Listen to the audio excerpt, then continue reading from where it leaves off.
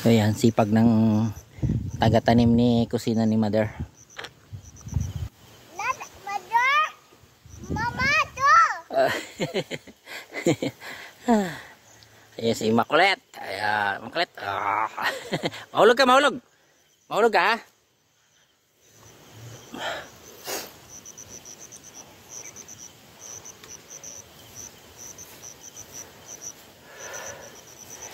So kulang yung saging namin ngayon to doon sa kabila dahil nasira yung aming tricycle. So kulang pa yung pampagawa sa tricycle. O kapatid, sira yung aming tricycle ngayon. Yan pa oh. Oh. Hakot ka na saging. Doon. Dali. Para bayaran ka ni Ita. Dali. Ha, bigyan ka ng toys. Dali. Hakot. Agoy. Nako. Mo lang.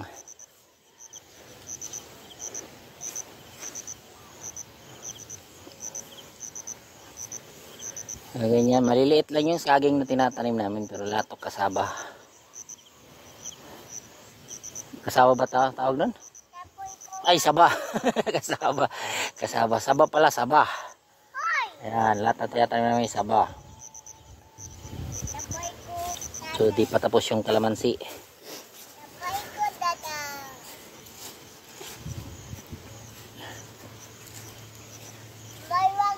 Mayroong nag-ano dito. Ayan o. Ginagawang paliguan ng kalabaw.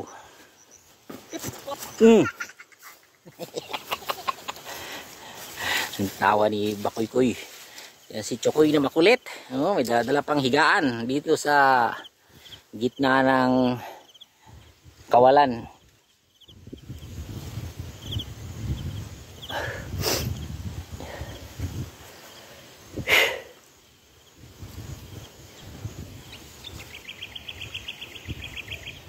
So kami na lang nagtanim kasi yung magtatanim wala, may trabaho.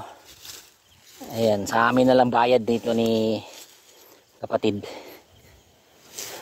Pampagawa sa tricycle.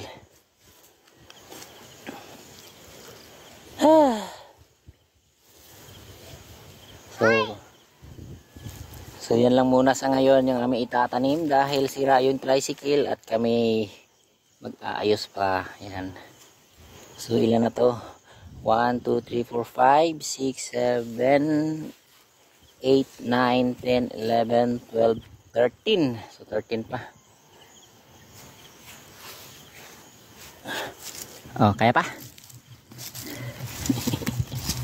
Sexy ng taga-tanim ko.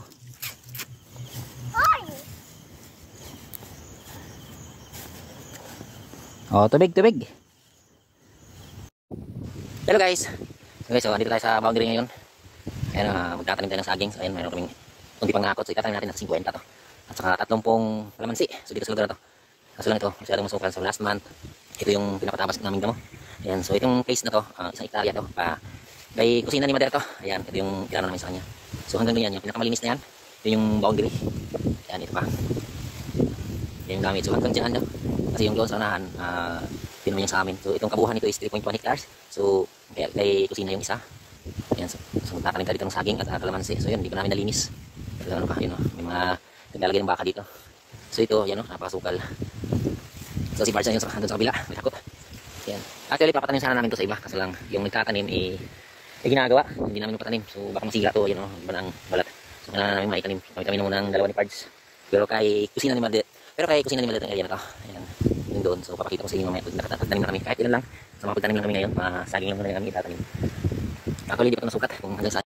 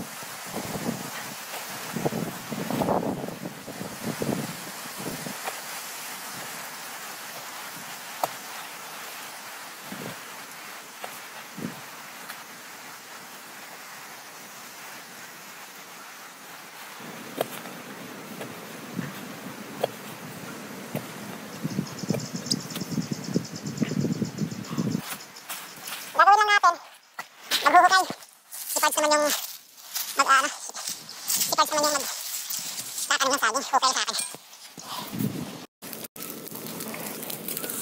Ayan si Pards yung tatanim.